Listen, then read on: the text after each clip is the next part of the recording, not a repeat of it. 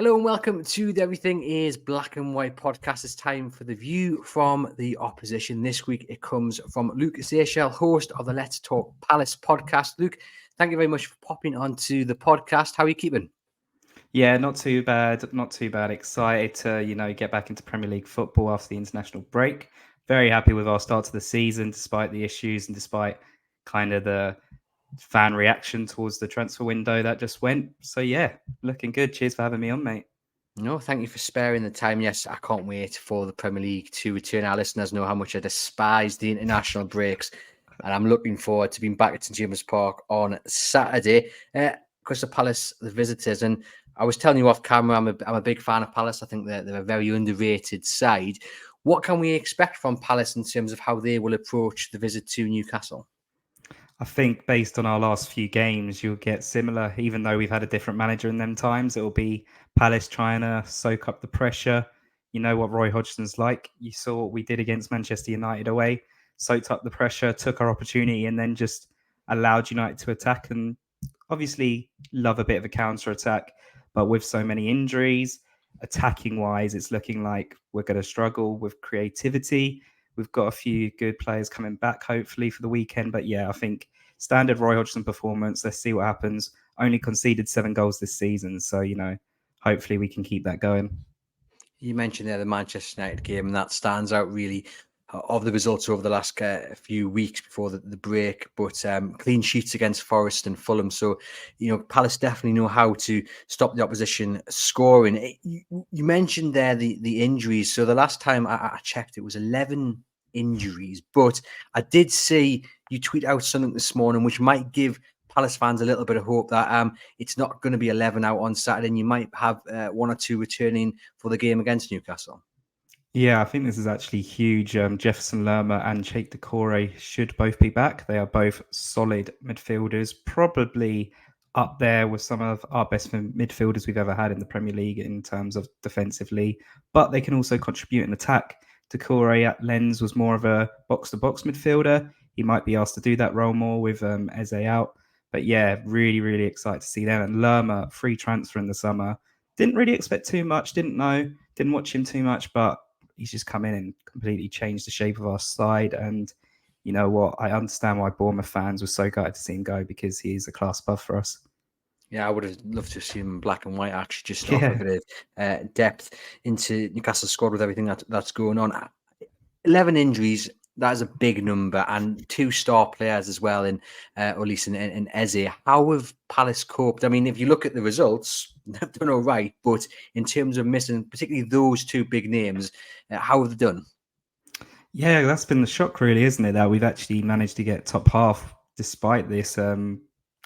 Edouard's come good when he's been playing. He obviously was injured for a game, I think, as well. I think Manchester United was when he was injured that week. But yeah, he's scored 4 goals, I think, for us this season. That's been crucial because we haven't really created too many chances. Eze's been there to help create the chances. Only got like a goal and an assist this season, but the stuff he's been doing, if you look at the stats, really, technically he should be getting a lot more goals or assists. It's just been kind of unlucky. But yeah, as I said before, it's been the defence and it's been the guy linked to Newcastle all over the summer, Joachim Andersen and Mark Gay. And I think that Manchester United game summed it up. Our attackers did nothing, and it came from a half volley from Andersen to get us the deadlock. And that's just how it's been this season. We've taken our chances. So it's been really good to see. The fact that you guys are coping so well without, arguably your 2 best players, that must be a really positive thing for you guys to see. I mean, what is the secret? What is Roy Hodgson doing right when he's got Will Hughes in the centre of the park and you guys are beating Manchester United? Well, I think when you go back to even our last spell with Roy, I think a lot of people, when he came back after Vieira, they were like, why? But actually, you look at it, he's always had lack of players. Maybe should have been able to have more money spent in his last tenure. Always seemed to have these injuries. I think maybe a little bit of his old school trading might come into play here because I think most of them are hamstring injuries, which is just ridiculous. But that, with the lack of squad depth, meant all our players are playing a lot more when lots of teams are putting on 5 subs. So that's my big worry. But yeah, I think it's just the defense. And even though you say like we're losing our 2 best players, we're still playing like Joel Ward, club legend. But 10 years later, we're still playing him. Klein made his debut 15 years ago and then came in for Ward against Nottingham Forest. It's crazy stuff. I don't think it's just down to what Roy knows best. That is the low block combined with the fact we've still got Gay and Anderson. I think if them two are injured, as you saw in the Carabao Cup, where we kind of got battered 3-0 by United, them two are the big boys making the difference for us right now.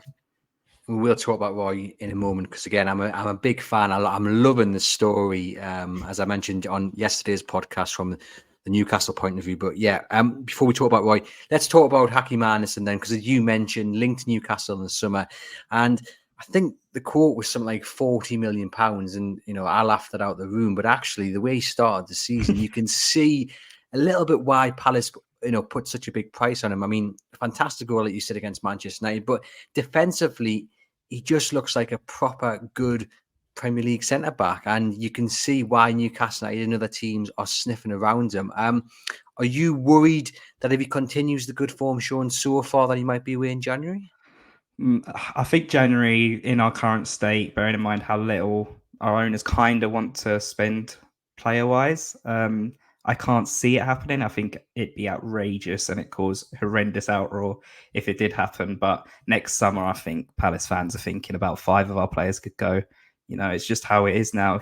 We've changed project. We want to sign the players kind of just before the bigger clubs do, and then hopefully they come good enough to give us some money because, yeah, we're trying to build a new stadium. We need money. We haven't in the past. We had to do like right now signings, to keep us up. So it's completely changed project. And if we lose some of these players, and I know it's easy for clubs when they got them tied down to like 5-year contracts to be like, right, 50 million, we've seen you spend this last summer. So, come on, give us a little bit of that money as well, please. Yeah, I suppose if the player ends up wanting to leave as well, which might happen in the summer with Andersen if he wants Champions League football or what have you, there's nothing really you can do about that. But just tell our listeners, just how good is he in defence? It is ridiculous. Since he came in from Fulham, didn't really watch him at that Fulham, but I think they got relegated that season, so you didn't expect much. He's come leaps and bounds, and arguably under Roy, he's even better now. I think that's what Roy does best, doesn't he? He coaches the defensive side even better. But what we've seen, he's always been a fan of an aerial ball, progressive passing. He's got the vision to like change the attack from slow to fast. He'll see that winger on the left or right and be able to ping it perfectly. That's something that we don't see a lot at Palace. That pass is brilliant. I don't want to worry you, Luke, but you're selling him very well to Newcastle United because he sounds like a Fabian Schär, So yeah, that was in the back of my head, Yeah, he was in the back of my head, I think he was that similar type of player, and he definitely can push up. And then he's added 2 goals to his game this season, which he's selling himself really. He's rating wise, he's one of the best in Europe when you look at who scored or whatever. So he's definitely doing bits, and you know what? It just adds the price tag, and that's what I'm doing. I'm just helping out on the PR side for Steve Parish, mate. Don't worry. In terms of Roy, to me, it was a bit of a shock when he came back. But then when you saw the job he did, it wasn't so much of a shock that he then stayed on. Are you expecting him to be gone at the end of the season and then a new manager comes in and the new project starts? Or do you think he's doing such a good job that unless he wants to step away, it's hard to see him doing so? Yeah, I was the same as you when he came in. I was like, what are we doing? We're going back 2 steps when we tried to change manager. But then the uplift he gave the players, and it made me think when he actually is given a decent squad with better attackers, not just Zaha to cope on, he can do something for us. If he gets us top half this season, I know it's still early doors, but with some of the teams in this division, I think this season are definitely bottom half teams. Brighton, West Ham, Villa, all playing in Europe. They're going to have some games where they're leggy. If you're like a Crystal Palace who's been in this division a decade, you're looking at that top half this season. I think Palace fans actually wanted Roy to be backed a bit more, and we'll have to wait and see because, if he does do top half, you can't really say we're going to change it up. But then I also think that works perfectly for Steve Parish because we know he loves Hodgson. As I said to you before, there's this stadium redevelopment behind us that I think we're waiting for to like push on. So he's not going to really be too fussed if he's like, Roy, stay with us another season, see how you do. I'm loving the training videos that Palace release, and you see Roy just like pinging like a left footer into the box. Alonso, mate.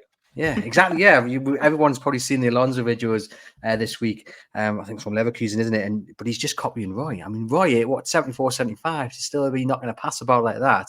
He's better than some Newcastle United players with their left foot. But yeah, a tremendous story, and I do wish Roy and Palace well. Saturday aside. In terms of then the way that Palace will kind of set up the formation wise on Saturday, you've kind of alluded to it. They do like a good old counter attack, but are you anticipating Newcastle having a lot of the ball and Palace inviting them on, or do you think Palace might try and bring the game to Newcastle? I really can't see us trying to take the game to you, especially with the injuries. Let's say Lerma's not been here playing for like a month now, so let's say he gets straight into that side. You can't. Do you expect that? I don't know, against Newcastle, who I don't know. I think you're undefeated in like your last 7 games or something. Beaten City at home as well. Obviously, the PSG game. You can't expect Crystal Palace with these injuries to take you on at all. I think this is what happens now in Newcastle. You've gone to that next level. You aren't the team who sits back. You're the team who takes teams like us on now. So yeah, expecting more of the same, probably like a 4-3-3. It'll be interesting because obviously no Eze, so it'll be a very defensive 4-3-3. Just got to rely on the pace of Jordan Ayew, don't we, mate, to see what we could do on a counter. Well, that's another one. Like this, the Ayew thing is just it's baffling on one hand when you check his statistics, and yet he plays all these games, but he rarely scores goals or any goals at all, and yet he's always in. What is it with him? Is it just he's an absolute workhorse? He just runs himself into the ground? Yeah, it's literally just that. He puts in a shift, and then to add to it, his quality is actually there at Palace's kind of level.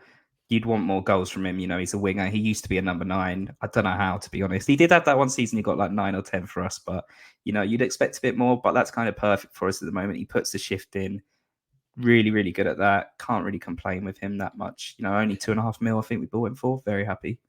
Well, we used to say that about Miguel Almiron. He needs more goals because he's a winger, and he's suddenly found his form. And that first goal came against Palace a couple of years ago now. It was a fantastic moment. But he is a man who's again rediscovered his goal scoring touch. It's going to be interesting from Newcastle point of view, and we'll hear from Eddie Howe on Friday morning. So you guys listening and watching, this has been recorded on Thursday afternoon. So by the time you listen to this, we expect Howe to have hopefully shed some light on the injuries and returnees. Although I say this every week and he never ever does, or he says one thing and something else happens entirely. But hey, that's up to Eddie Howe to do that.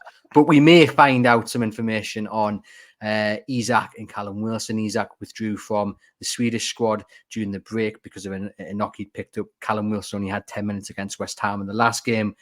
Eddie Howe pretty much said he couldn't have done any more because he wasn't fully fit. So I'm a little bit worried that actually Anthony Gordon might have to play up front, especially with Dortmund coming next week. Do you save your strikers for that game? That a win there could pretty much put you in the next round of the Champions League. So this is what Newcastle have got to balance. But is there a name, Luke, that you look at from Newcastle's point of view? Maybe Anthony Gordon. If I was answering the question, it would be Anthony Gordon. That you're particularly scared of, you're fearing from a Palace point of view. Yeah, well, there's probably a few these days. Obviously, if Isaac's fit, I didn't even realise he had 6 goals until last week in the Premier League. I think that's really gone underrated. He's not started every game. He's been rotated because of Champions League, and he's still managing to bag. So I'm jealous of that. I think you're right with Gordon. Gordon's one who I never thought would really make it in Newcastle, but then I think this just sums up Eddie Howe, doesn't it? He'll just get the best out of every player.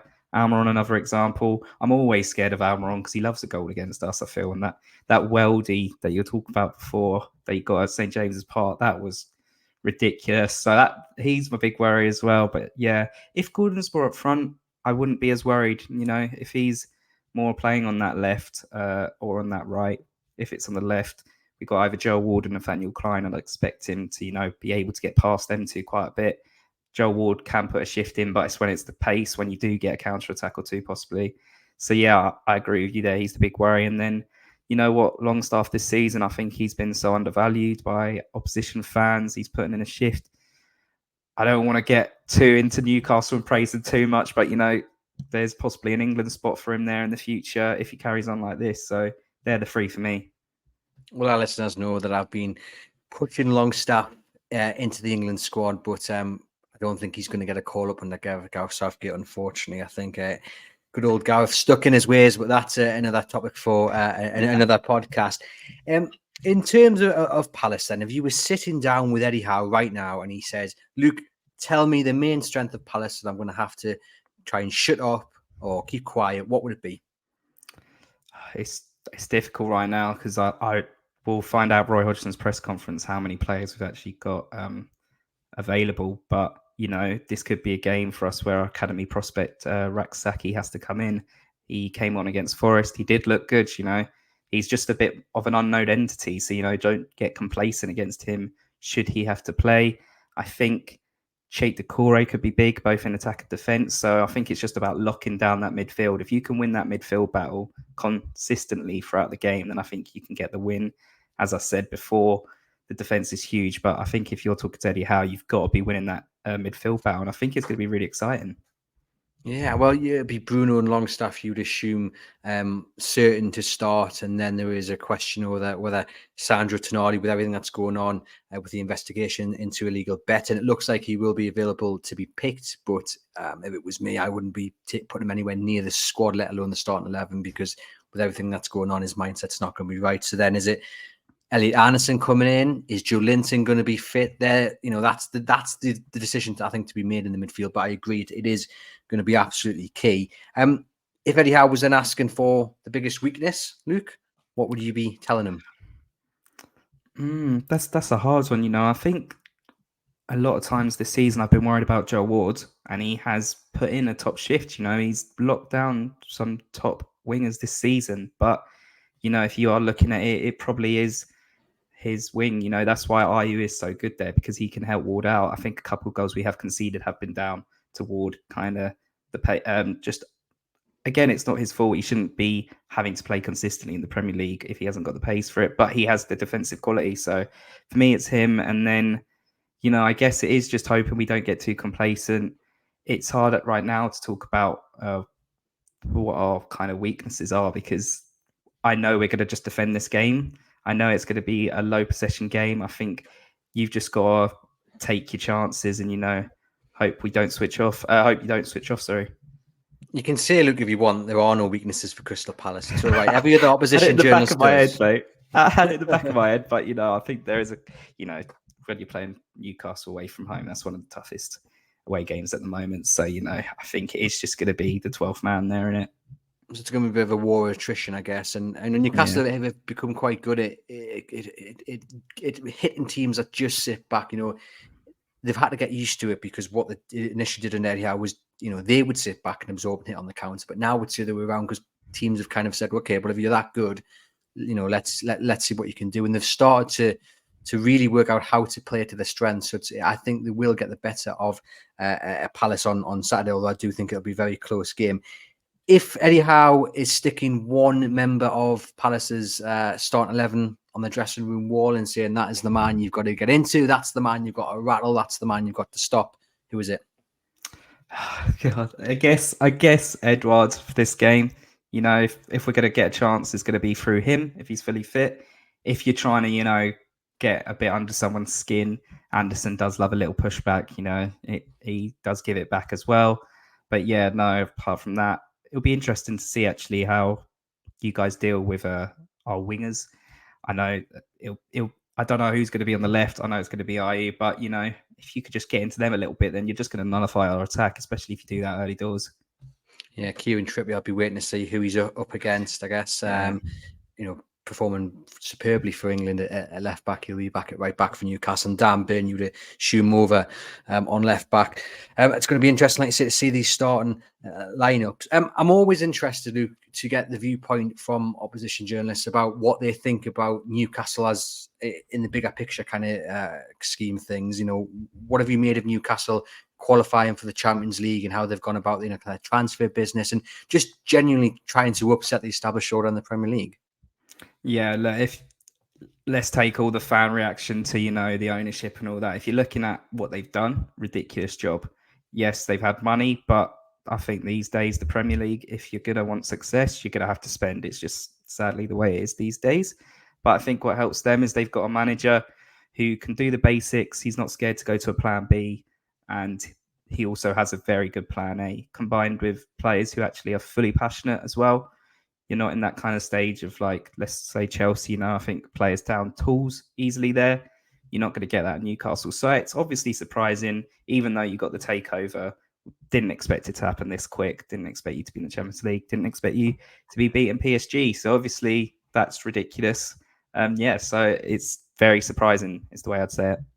Well, you, me, and the rest of Tyneside, Luke, because I'm still dreaming.